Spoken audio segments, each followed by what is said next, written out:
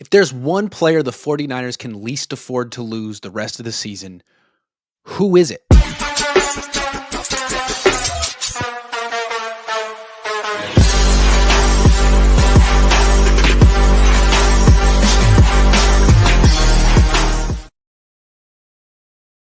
What's up? Welcome to another week of Cohn and Krueger. That's Larry Krueger.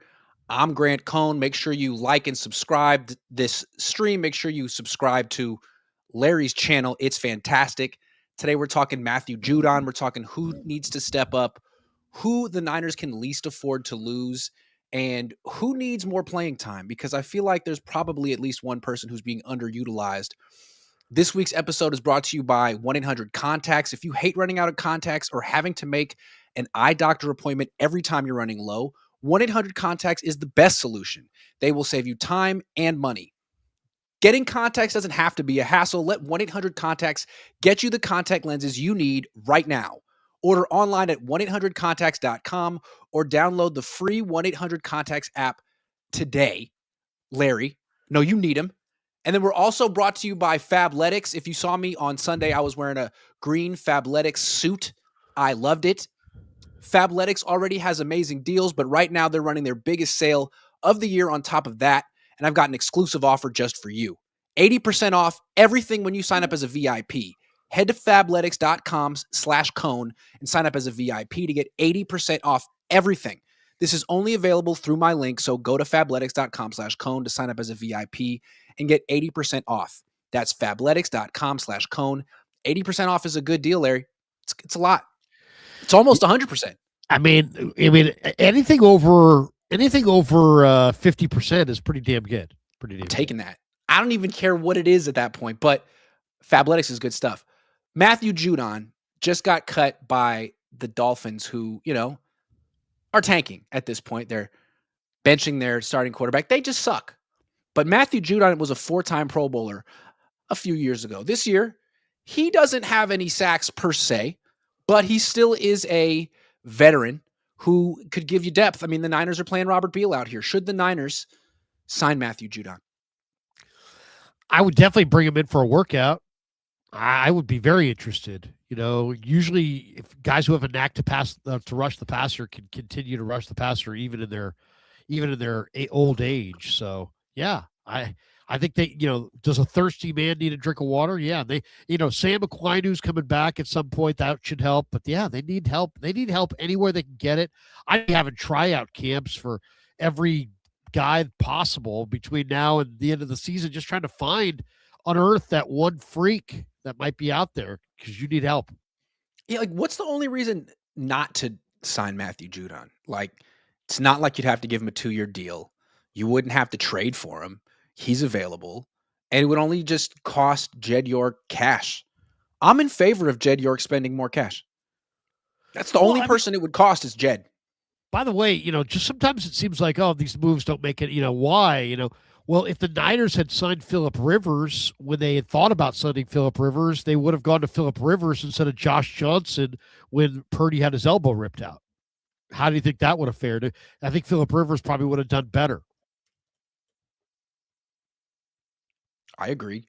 I mean, it seems to me that the Niners have gotten some good pass rush from Cleveland Farrell and Keon White, but neither of those guys are really setting the edge. I mean, if you don't believe me, go back and watch the game on Sunday. Tony Pollard couldn't miss left, right. Either way, it seemed like the Niners couldn't set an edge. They could when they had Mykel Williams and Nick Bosa. Now they don't. If maybe Matthew Judon could come in and help Sam Okwano actually stop a run. I mean, they badly need help on that defensive line. They should be interested in any and all comers. Anybody who can help them, they should be interested in. Yeah. And to me, if they don't go out and get a guy like him, it's just cheapness. So that brings me to my next topic. It's a bonus topic. I didn't tell Larry about this, so he's not prepared. Surprise. On your feet. Yes. What do you think the one offseason move the Niners made? Let me phrase this better. What is the one offseason move the Niners regret the most? I'm not Something prepared. They did or didn't do.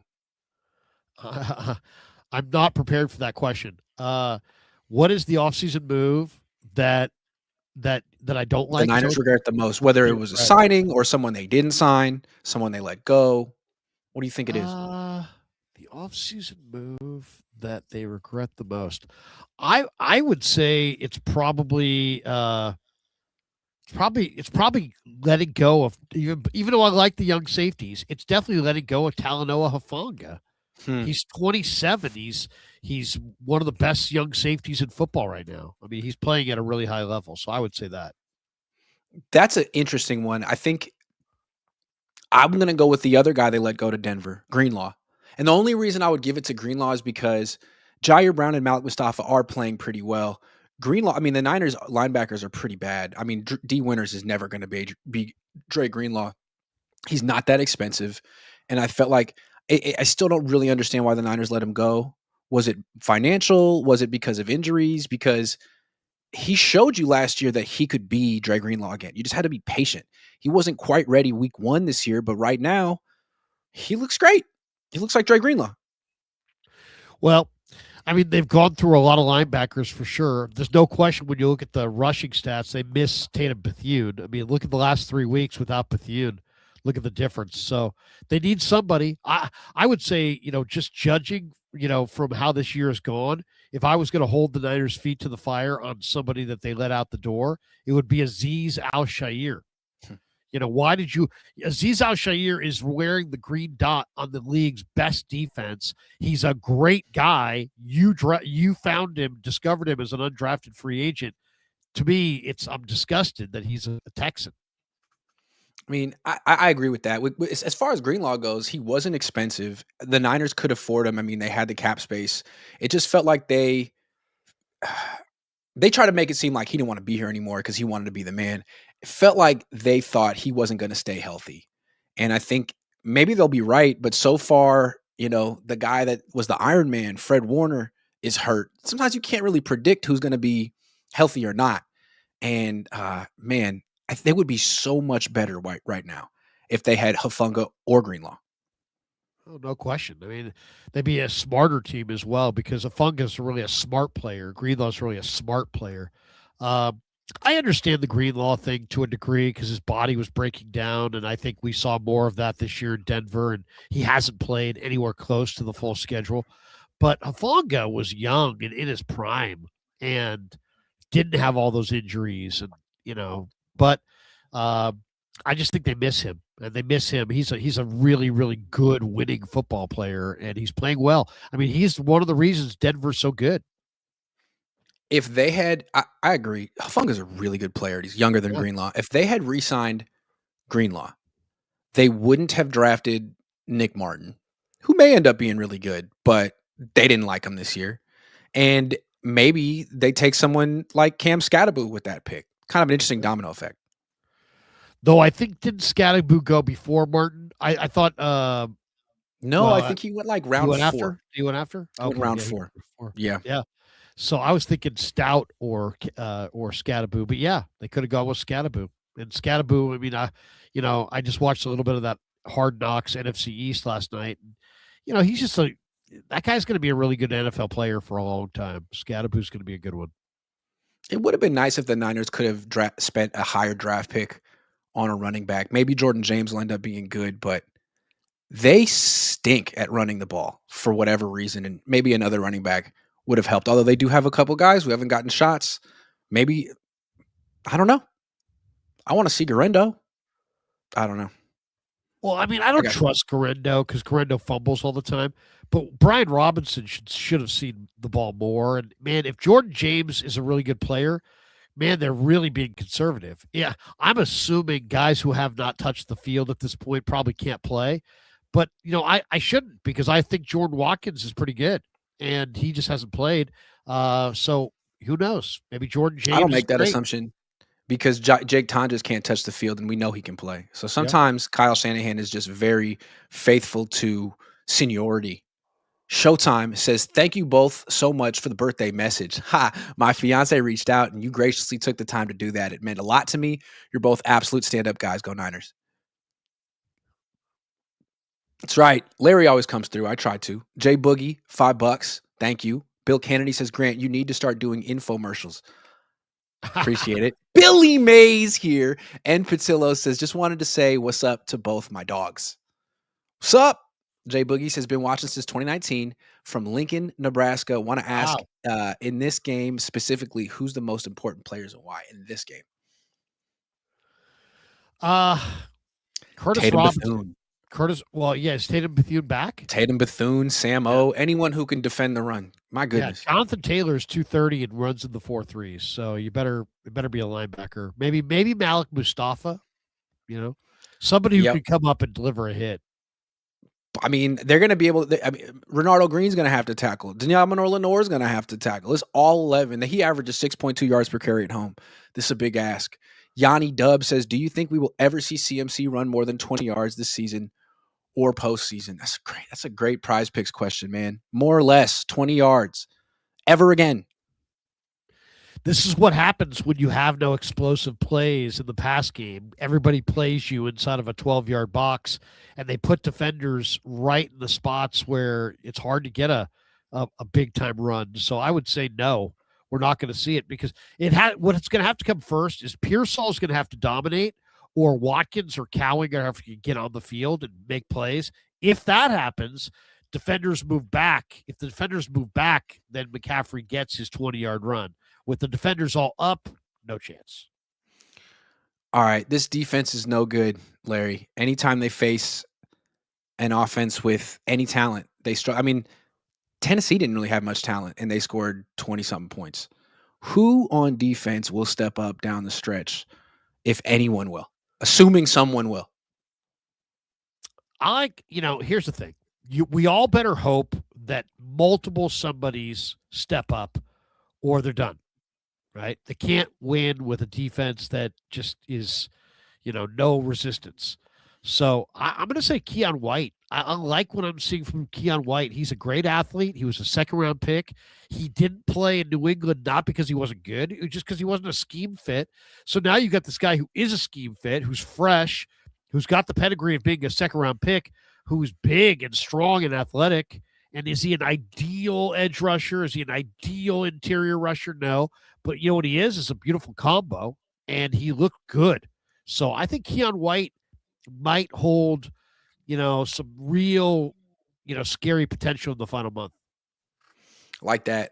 I feel like Tatum Bethune and Sam Okwanu have potential too because they're going to need to stop the run. They haven't really stopped the run well since Michael Williams went down. And I think Sam O and Tatum Bethune are really good run defenders. Maybe that's overselling it. I think they're really good run defenders and good overall players. So those guys will make a big difference. But then there's one guy or two guys who have been really bad, in my opinion, this year and need to step it up, have to step it up, or else this defense is cooked. And it's D Winters and Luke Gifford. Because I feel like at this point, if you put 2 or 3 tight ends on the field and get the Niners into a base defense, you can go with those two guys. They're going to be in zone. You can turn them around. They get lost. Each of the last 2 games, the Niners have given up touchdown passes to wide open rookie tight ends who should have been covered by linebackers, but weren't. So, I mean, those guys got to step it up and stop being utter liabilities in coverage.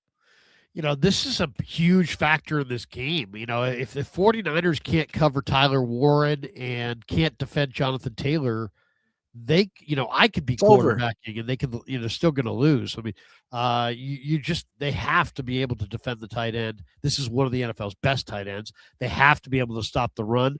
And this guy's a whole lot better than the guys that they haven't been able to stop for the last 3 weeks. So on paper, this game looks very, very difficult. Does, right? I mean, if you can't stop Jonathan Taylor, you better score 40. And I don't know that the Niners, because the thing about the Colts is that their defense is pretty good.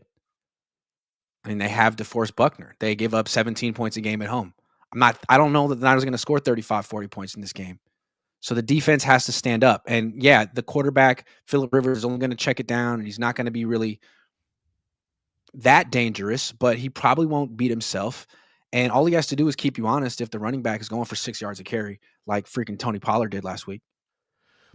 One thing we don't know is we don't know for sure if Buckner's going to go. I've talked to a couple different people from Indy. Some people think he's going to go. Other people think he's not going to go. Okay. So we'll find out maybe as we get closer to the game. Okay. No, I don't want to put that. Hold on. How do I get that off? There you go. Next one is, who do you think will step up on offense if someone will step up? Uh, this is going to be kind of bizarre to say this because people will be like, what? Why would you say this?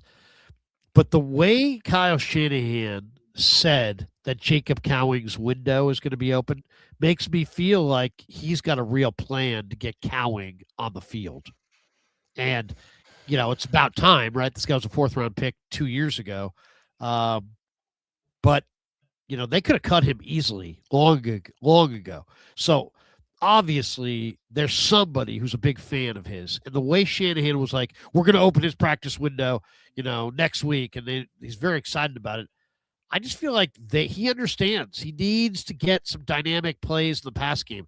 This guy is not much as a return guy, but he is a very good down the field receiver who can catch the ball. So he's small, but down the field, there's not a lot of big defenders. So I would not be shocked if Jacob Cowing is that guy that comes out of nowhere. The other thing is I talked to DeMarcus Robinson in the locker room after this game, and I mentioned to him, I said, hey, man, this team isn't using you the way you need to be utilized. I go, where's all the rub routes? Where's all the pick plays? Where's all the red zone targets? And he's like, hey, yeah, I know, man. He's like, I know exactly what you're saying. He's like, well, I don't want to say nothing because we're winning.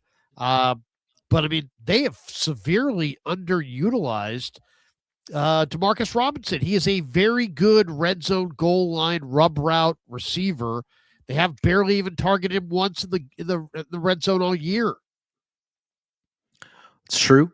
It seems to me that the Jauan Jennings thing. It's not as like a distraction like Brandon Ayuk, but he held out too. He requested a trade too. He was just as disgruntled. He had a verbal, I'm not going to say altercation, but he was arguing with Kyle Shanahan on the sideline during a game.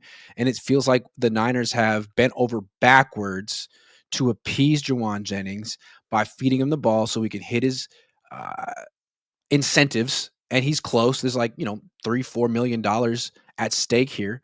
And as a result, people like DeMarcus Robinson have completely fallen through the cracks. Kendrick Bourne, who you could argue has been their best wide receiver all season. I mean, he had back-to-back games of 142 yards. Has Ricky Pearsall ever done that in his life? Has Jauan Jennings ever done that in his life? I don't know. Maybe not. I'm just saying.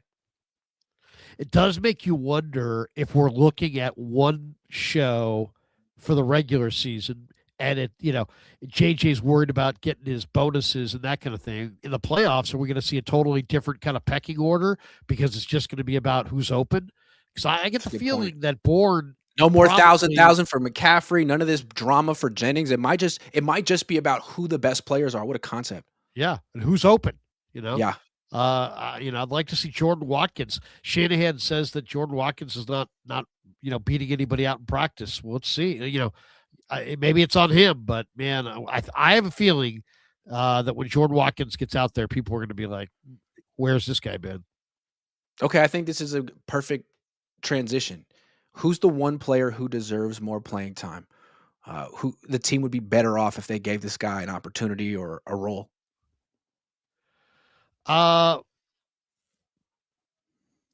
There's probably a couple guys, to be completely honest. I probably are. I don't love their implementation of their talent. I mean, Yeah. Nick Martin, I think probably should play more. CJ West probably should play more. I don't know if you saw any of the footage of CJ West is a good call. He looks good. I don't understand why he's behind Kalia Davis against Kalia Davis. I don't get that. Yeah, he's much stronger against double teams than Kalia Davis. Brian Robinson, definitely. Tonjes barely plays at all. Tonjes is a good receiver, and yet the Niners show no interest at all in two tight end formations using Kittle and Tonjes. Then when they go two tight ends, it seems like they want to go Kittle and Farrell and try to get some kind of run advantage. But how about put two sticky-handed tight ends out there and run two tight ends but throw the ball? I wouldn't mind seeing that. And the other guy for sure is Jordan Watkins. Jordan Watkins, Come on, this guy caught 9 touchdowns in the SEC last year, and now he's not good enough to ever play. He's got 4.37 speed. They're underutilizing him, and they need to get him out there. He's just too valuable. I'm going to say one more guy, and this is maybe controversial, but I still feel like I'd like to see this person get a little more playing time, considering he's had none. Isaac Guerrero. Again, I know he's had some fumbling issues. We saw him do it 3 times in one practice, but this is a running game that is just the worst. And it's not just bad, but it's like plotting and not explosive.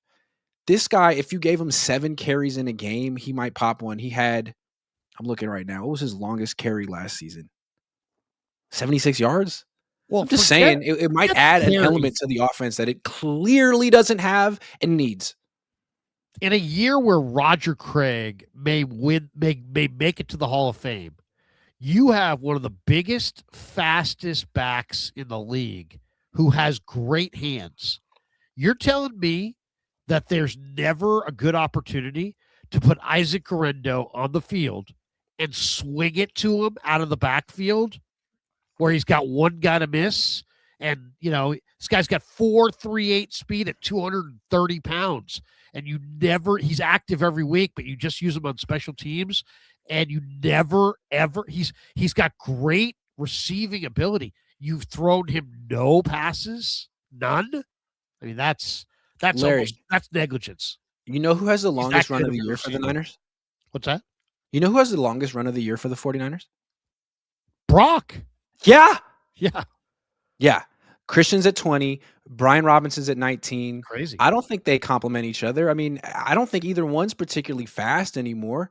McCaffrey's a hell of a receiver, but he shouldn't be the leading receiver on the team. And as a running back, man, they got to try someone else at some point. At some point, you got to. They're second to last in the league in yards per attempt. And they got 2 starting caliber running backs. I mean, it doesn't really speak too well for your offensive line. You also have a fullback. Panic traded for Brian Robinson right before the season to not really use him, and I don't really understand what that was about. In a draft where there was a ton of running backs and Kyle Monange went in the 7th round, you took Jordan James 2 rounds earlier. That's true. It's a good point. Okay. Here's the big question of the day. I know we're going kind of quick through this show, but that's all right. Give me the one player the Niners can least afford to lose. Like, what I'm saying is they've already lost Bosa, Warner, Mykel Williams. They're still 10-4. If there's one more player that you feel like if they lose this guy, forget it. All hopes are lost. Who is it? Bryce Huff. Interesting. Gotta have some pass rush. Why? He's the pass rush. Yeah, I mean, he's the one guy who, the offensive line has to be really concerned about. He makes plays against the run. He makes plays against the pass. I mean, he's super dynamic, and you're already kind of hurting there. And if you lose him, you're not nearly as good. I mean, you quarterback, somebody's going to hold the ball for 8 or 9 seconds and just break you down if you didn't have Bryce Huff. That's a great call. It's not the one I would go with, but I think it's a great call. And if you're going to go with someone on defense, it's him. Because, I'm sorry, Lenore's really good, but you don't have to even go after Lenore. You can just throw at Gifford, Winters, Brown. So, okay, I would go with Trent Williams. To me, you can make an argument for anyone in the offense, but it's they beat the Rams, the number 1 seed in the NFC, without Brock, without Kittle. I think they're undefeated without Kittle this year. No, they lost to the Jaguars. They beat the Rams without Ricky, without Jauan, without Bosa. I think they can replace Pearsall. They always have another guy who fits the system on offense. But the whole system seems to be built around one Hall of Fame left tackle who needs no backup, who needs no chip, who needs no help. You just forget about him and help everyone else. If he were to go down, I think the offense would go from being really good to really bad really fast. It's a good call. I've been saying that all year that I don't think the Niners have a third tackle. So I've been saying, and by the way, Trent Williams and Colton McKivitz have played every single snap. I believe, at tackle this Trent year. hasn't done this since he was like 25, man. Like he's quietly, even though he's not as good as he was a couple of years ago, they can't afford him to miss a snap, and he's not. If he were to Austin go down, who would Pleasance is play not left a guy. tackle? Austin Pleasance, Yeah, I mean, they would have a hard time. They would have a or really they hard move time. Burford over there? I don't know. I don't even know. I mean, I don't even know. it would be Pleasance, but I think Pleasance would probably play right tackle and McKivitz would move to left tackle, maybe. I don't know. Or they try to have only one guy out of position and keep McKivitz at right tackle. But either way, they don't have a third tackle. It hasn't burned them yet. But yes, I mean, I gave you my name, but if I was thinking it again, I'd probably go with either tackle, even though we know Trent's playing way better than McKivitz. But they can't afford to lose either tackle Yep. because they don't have a third tackle that's NFL caliber. And it doesn't necessarily mean that like Bryce Huff or Trent Williams are the best players on the team. It Right. just means they're like, who's the backup? I mean, with Brock, he's a really good player, but we saw this team win a bunch of games with his backup.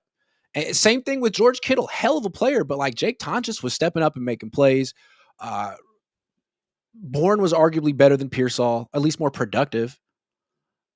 If Christian McCaffrey went down, it would hurt the offense, yes, but like they can't run the ball with him.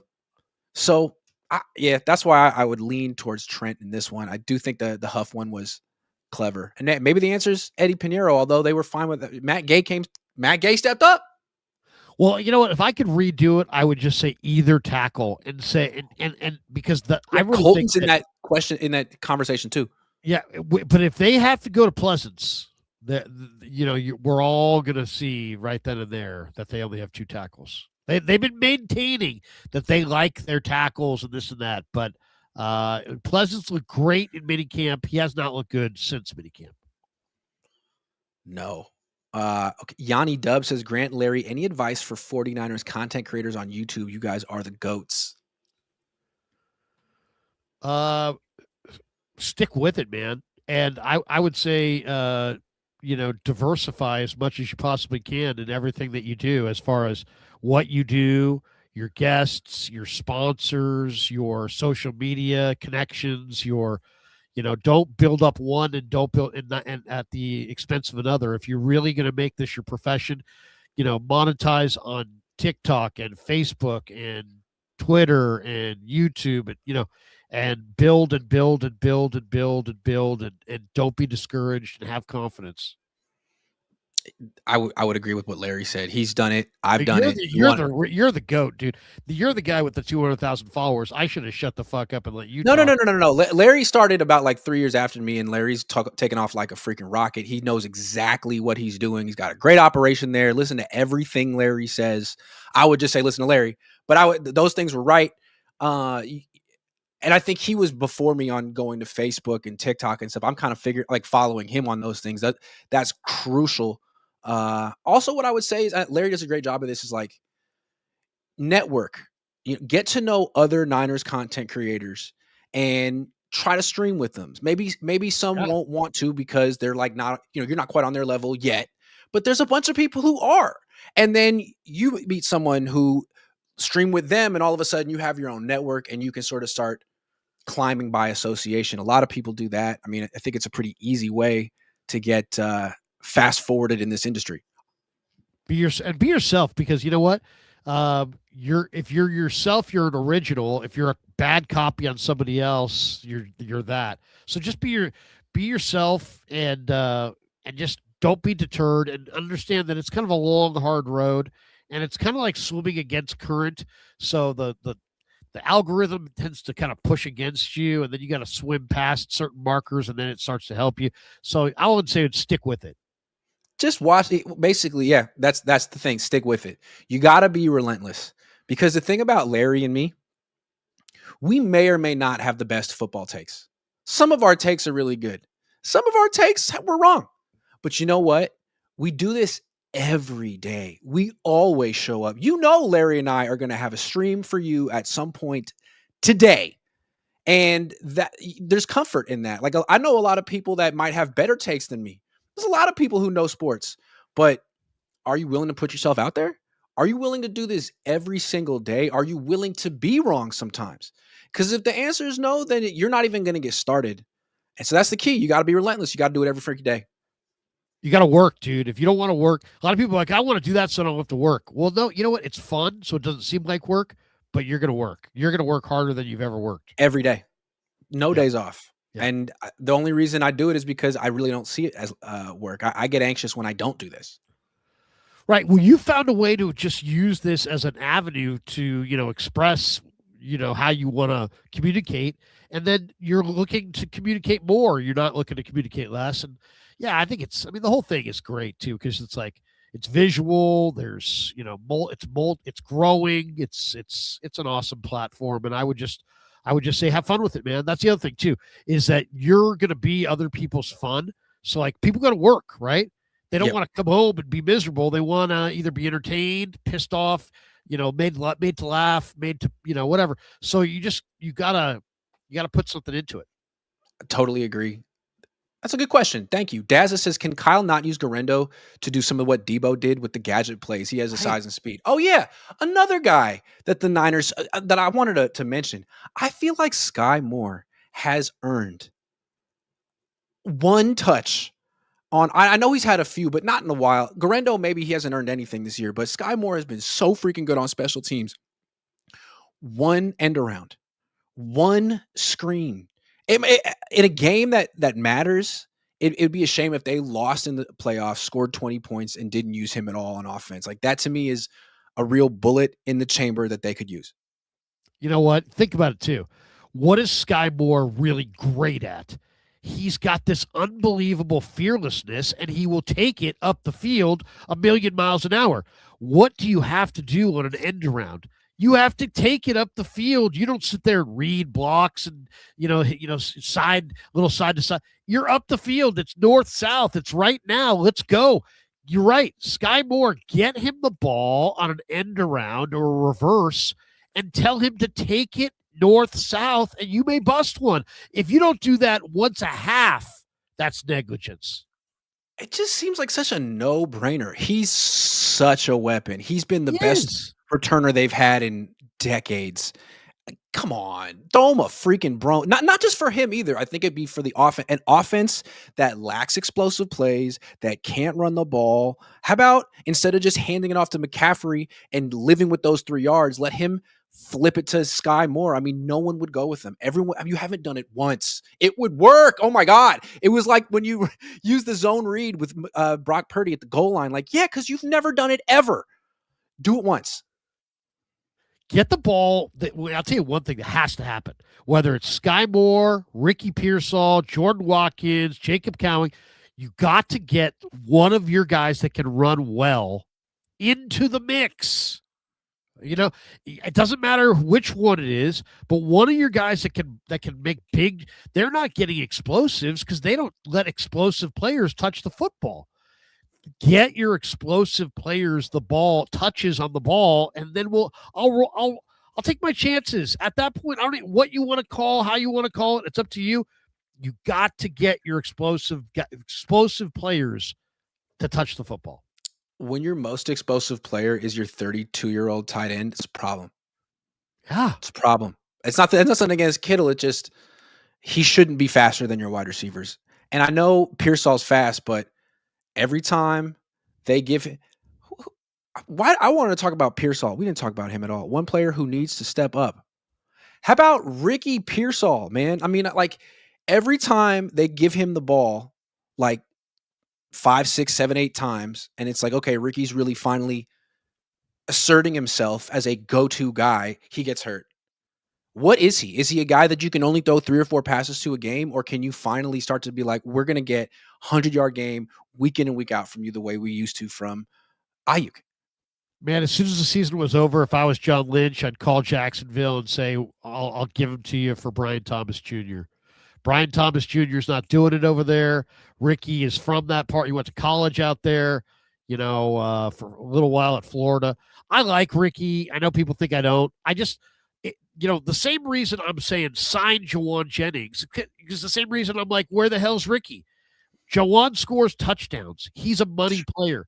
Ricky does not score touchdowns. Score a touchdown. Now, it's one thing if you don't score a touchdown in the first month. And it's one thing if you don't do it by October.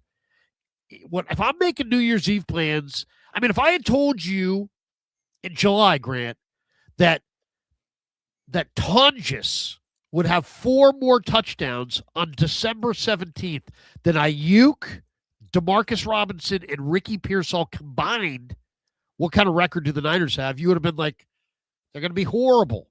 And somehow they're a 10-win team, and those 3 guys have combined for 0 touchdowns, and Tonjes has 4. I mean, it's unbelievable. They got to get Ricky on the field with some consistency, or they got to figure out a new place for him. Because I mean, that pick's looking bad right now. I mean, you've got a first round draft choice this year in Mikell that has 1 sack. You've got a second year player in Ricky who should be absolutely taking off as a sophomore. Instead, he has no touchdowns. Ricky's good and he's fast and he moves well, but you know who else was fast and moved well? Dante Pettis. And I do think that Ricky Pearsall is better than Dante Pettis, but in 2 seasons with the Niners, Dante Pettis scored 7 touchdowns. I mean, this guy scored 3. So, like to your point, what's the problem? And even if he didn't score touchdowns and all he did was average like 17 yards a catch and stretch the field, that'd be great. But again, if every time you catch 7 or 8 passes in a game, you go down and you're out for a month, then what good are you? So I don't know. They need to get some consistency from Ricky Pearsall because when he does play well, he seems like an elite wide receiver. Like the first month of the year, I was like, man, Jackson Smith and Jigba, he's no Ricky Pearsall. Now I'm like, that's the dumbest thing I've ever thought or said out loud. What? But he can play like that sometimes, although he's not going to give you touchdowns. Here's the one thing that all of the best receivers have, from Amon-Ra, Justin Jefferson, Jamar Chase, all the great ones, Jerry Rice going way, way back, Michael Irvin. They're all really, really, really tough. Randy Moss, really tough. Jauan Jennings. How many guys have told me that Jauan Jennings is one of the toughest guys in the entire locker room? I kind of believe him. So toughness is the most underrated aspect of being a great wide receiver. And that's, you got to win at the line of scrimmage. You got to win. You got to beat guys. It's a hand fight. You got to be tough. You got to be tough. Why didn't Pettis work out? Why didn't Pettis live up to his draft status? Because he wasn't particularly tough. You can't beat the jam. Why did A.J. Jenkins, who with his 4.31 speed, never do jack? Because he can't get off the line of scrimmage. This guy gets off the line of scrimmage, but if you notice, he never catches the ball early. It's always late. It's always late in the play. Why? Because he doesn't beat anybody really clean at the line, usually. No catches the ball early? Kendrick Bourne. Yeah. Kendrick Bourne. JJ2. Yeah. These are tough guys. I mean, you got to play, it's a hand fight with some really tough players. So, his physicality, I think, my whole thing was him. People were like, oh, he's Julian Edelman. And I'm like, oh, God, I don't want to hear that. Julian Edelman's like the toughest receiver ever. I also heard he was going to be Cooper Kupp. The guy I was comparing him to this offseason when I was I drafted him high in fantasy. That was a big mistake. Odell Beckham. I was like, man, Odell Beckham wasn't that big and he had injury issues, but man, could he move? Yeah. But even Odell seemed like a little bit more Odell, durable. I think, can take a bigger pop. He could take a bigger. Yeah. He can take a bigger pop and hold on. I would agree. Ricky doesn't fumble or anything, and I think he wants to be good and everything. I don't want to be hard on the guy, but at the same time, it's like, bro, you can't be along for the ride when you're a first round draft choice. You have to drive the bus. You can't just be on the back hanging out. You gotta drive the bus. You're the part. You're it. You're the guy. You're the downfield passing attack. If you do it, the Niners may win the Super Bowl. If you don't, they may not. I mean, you're a key factor. You're not just a young guy. Sometimes he comes across like, hey man, I'm a young guy having fun with my buds. Okay, but this is pro football, man. And it's now or never. Trent Williams doesn't have next year maybe or the year after. He's feeling the urgency and he's playing his ass off. All I would say is match him. Match what he's putting out there out of respect for him. So I know Ricky's doing the best he can, but this, I really, there's no, it says on the wall in the Niner locker room, no excuses. All right. So there you go. How many games in Ricky's career has he had more than 6 catches? None. Guess. 2. I'd say none. Oh, okay, 2. 2. Detroit last year and Arizona this year. It's like every time it seems like they try to really show that he's a first round pick wide receiver one, he gets hurt. He definitely has the skill to do it, but you got to be actually you have to be able to do it every week, and they need him to do that right now. I don't think it was a coincidence that last week they stopped throwing to their running back a bajillion times. They throw to Kittle and Pearsall. They scored 37. Those are your explosive players this year, and Jennings too. He caught 2 touchdowns. He was money at the goal line, but if you Well, want explosiveness, it's got to be Ricky.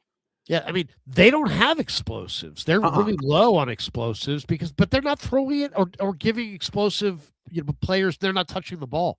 I can't wait until Watkins gets out there because I think there's going to be a lot of Niner fans who are like, where has this guy been once he starts actually playing and performing? Because he's got speed, he's got strength, he's got production, he can do it. And I know Shanahan said, well, he's got to earn it in practice, he's got to beat somebody in practice. Okay, but just remember that you could hold him out for a long time, but if once you put him on the field, if he looks like a certain level player, you are going to be open to some criticism if he looks really, really good. It has nothing to do. I don't buy Kyle when he says that. I don't buy it. I think it's roster politics. I think it's the fact that Jauan Jennings has 495 receiving yards and 44 catches, and he gets big time bonuses when he hits 600 yards and 60 catches. Once he hits those, I think maybe there could be some opportunities for Jacob Cowing, Jordan Watkins. But until then, they're going to do everything they can to keep him happy because they don't want to deal with him being upset. I think they've made that pretty clear. That's my prediction. Yeah. They're going to keep feeding Jauan. It's one of those things. I don't like pulling rank on people and be like, oh, you don't, I'm there, you're not there. But I will say this, the one advantage of being in the room, you feel the gravity of Jauan Jennings, where if you're not in that room, you may not feel that gravity.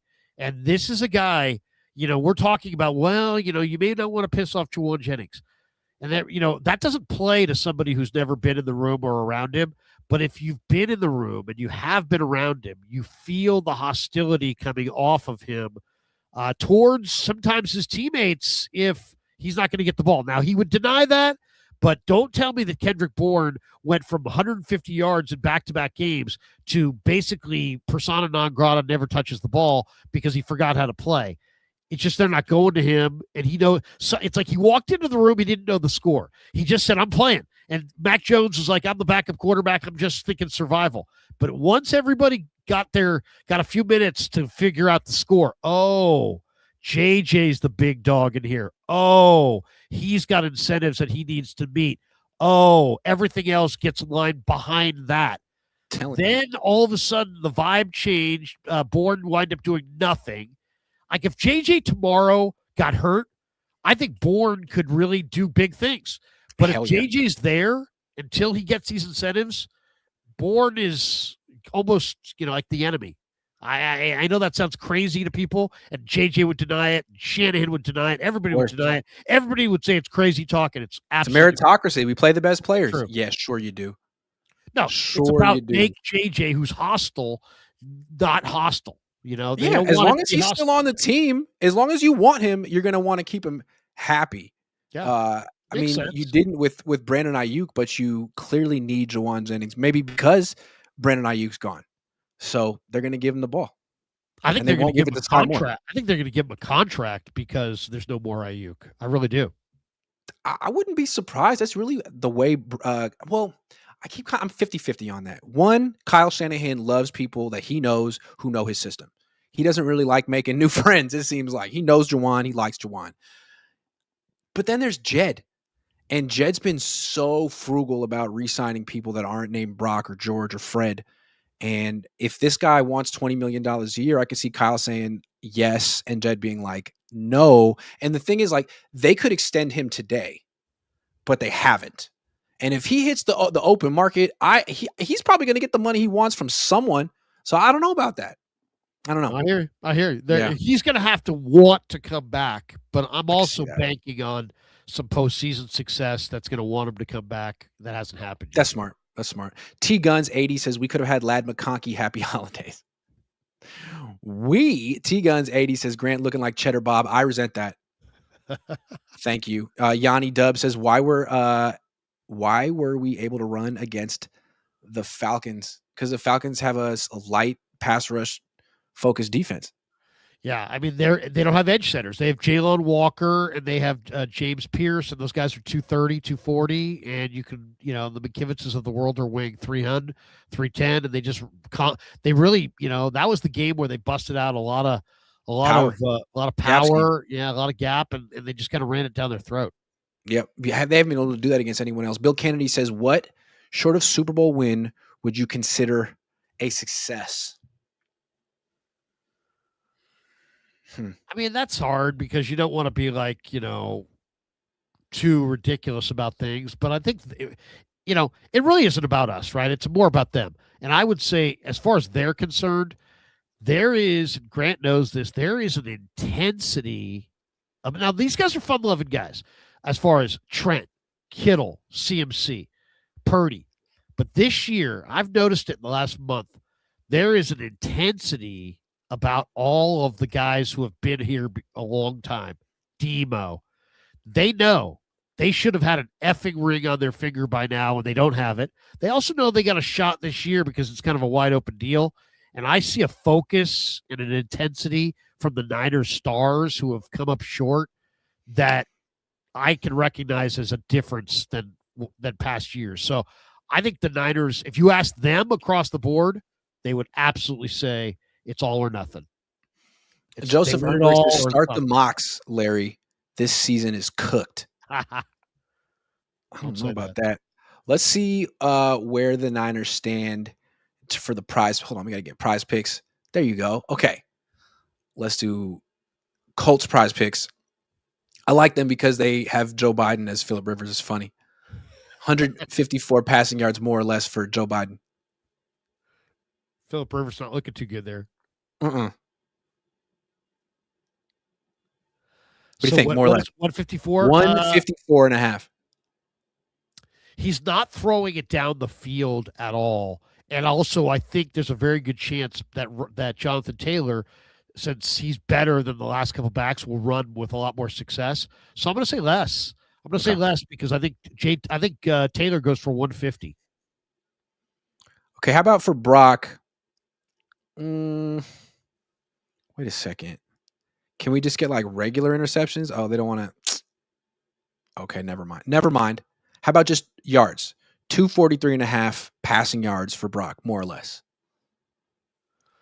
Once again, the 49ers are not very efficient in the run game, so I think they're going to throw it to their backs in this game. And I think these linebackers, it's a 4-2-5 base is kind of what they do. They go with a base nickel, kind of nickel base deal with two linebackers. And I think McCaffrey on that second level is going to dominate. So I'm going to say I like the receiving yards higher. Okay, I like that. Okay. How about rushing yards? Christian McCaffrey, 64 and a half. I like less. Less? Yeah, I think he's just... It's a good run defense. It's a good run defense, and I just think that it's a fast surface. I don't know. I don't know if the fast surface benefits him anymore. Jonathan Taylor, 97 and a half rushing yards. Whew. Way over. More. Okay. More. I mean, look, Jonathan Taylor ain't Tyjae Spears. Jonathan Taylor's not Pollard, and Pollard went for 6-1 a carry. Jonathan Taylor had 250 yards in a game earlier this year in like Dusseldorf or something. I mean, he's I forget where it was, but he ran for in one of those international games like 200 plus. How about Brock Purdy on the road on turf, 9.5 rushing yards? Will he risk it on turf? Yes, because it's not about a plan; it's about necessity, and he's a competitor, and the stakes are high. Monday Night Football, yeah, he's definitely gonna have a run over 9 yards or over 10 yards. Okay. McCaffrey, 36.5 receiving yards. More. I like more than that. Okay. Definitely more. These are Larry's picks. We'll revisit them at the end of the week. I like him. He's got a chance. We'll see how he does. We'll flex it, submit it, download Prize Picks yourself. Use promo code Cohn, COHN. Play $5, get $50 instantly in lineups when you use my promo code. All right, before we get out of here, got a few minutes left. Larry, what is something that you and I, or maybe just you, we'll see how I feel about it, disagree with Kyle Shanahan about. Well, I think Kyle Shanahan, is trying to make I think we already covered it. He's trying to make JJ happy. Okay. So that's really what's going on. And that's priority 1, 2, and 3. That's bigger priority than DeMarcus Robinson's comfort or Pearsall's touches or Bourne's comfort or Sky Moore's looks. But I don't believe that Jordan Watkins doesn't look good. He looked great in training camp. He made plays down the field. He played in the SEC. This guy didn't play at Montana. This guy played for Ole Miss. He had 9 touchdowns against the best athletes in all of college football last year. And now you're telling us he's not doing it on the practice field? This guy, he might be right. I'm not out on the practice field. I'm only there for the beginning of practice. But I saw training camp every day of it. And this guy was absolutely a difference-making, down the field, impact receiver of note with ball skills and run after the catch ability. And I just don't buy that. I do not buy at all that he's not one of their 5 or 6 best receivers. I think he's probably as good or better than all those guys. I really believe that. I definitely know. Now, I understand Sky Moore's the return guy, so he's got one job. I understand Ricky and JJ, but you've got Bourne and DeMarcus Robinson, and it's like you probably should just choose one or the other and put Watkins or Cowing on the field, and throw the ball down the field and stretch the field a little bit instead of 2 slow veteran possession receivers. I would choose. I mean, they got good depth here, but come on, Kyle. Don't tell me Jordan Watkins isn't a player when I saw him do it in the SEC last year, and I know he can play. We saw him do it in training camp. We saw him do it in preseason. I really feel like he can do a lot of what Ricky Pearsall can do. So I'm with you on that one. There's one other. I disagreed with one thing you said, and you were so close to getting there. You're like, appeasing Jauan is priority 1, 2, and 3 over, and you listed a bunch of players. You didn't list one player, and I would say this one player goes above Jauan, or at least has until recently, and it's Christian. And I don't get that one because Christian already got the extension. Was he up for another one? I mean, he's 29. Last year was rough, but it seems like getting him 1,000 this year has been such a point of emphasis. And it's like, I don't know that that's really what the offense needs. I mean, he's averaging 3.5 yards a carry. He's a good receiver, but you don't need to throw 7 or 8 checkdowns a game. That's sort of like a last resort. So I'm not saying bench Christian McCaffrey, but 22 carries a game. Like, Kyle, at some point you need to back off of the Christian McCaffrey. It's not going to happen anymore. It's been 2 years since he's had a 21-yard carry. You got to mix it up on the ground, do something else. Please. If you had no other backs, I'm with you. But come on, you got Brian Robinson. You got Garendo. You got Jordan James. I mean, I'll tell you right now, Jordan James, body type wise, is exactly what you want. Right? He's short and he's stocky. I mean, you're talking about 5'8", 5'9", easily 215, 220 pounds, maybe more. He's got the running back build. I mean, I'm very curious to see what Jordan James could be like. Certainly, and I think we brought this up earlier, but Sky Moore, instead of thinking of him as a wide receiver who's going to take targets away from Jauan Jennings, why don't you think of him as an extension of the running game, the screens, the end arounds? I mean, he's just a way to get the ball on the perimeter. You don't have to throw it to him, or you can throw it to him behind the line of scrimmage, but you got to get big plays somehow. And I guarantee you handing it off to Christian McCaffrey on 1st and 10 isn't the way to do it. There's got to be something else there that you build on top of that. Got to get the ball, the guys who are explosive. And it's not like, oh, who are they? It's hard to really decipher. No, it's not. It's really easy. Ricky Pearsall, Sky Moore, Jordan Watkins, Jacob Cowing, Isaac Garendo.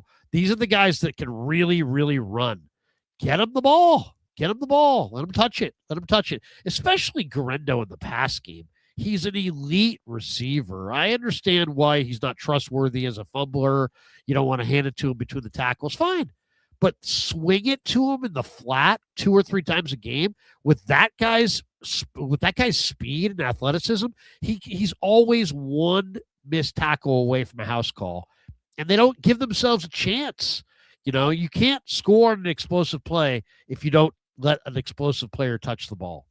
Well put. Mr. Fish and Chip says, Parappa, Cohn the Rappa. GC, you have the look nailed. How many of you guys remember Parappa the Rappa, like one of the original games on PlayStation? That was 30 years ago. Thank you, Larry. Thank you. I appreciate you giving me some time on this Wednesday. And we'll be down at Santa Clara tomorrow. See you tomorrow. See you tomorrow. Thank you very much, everyone. Take care.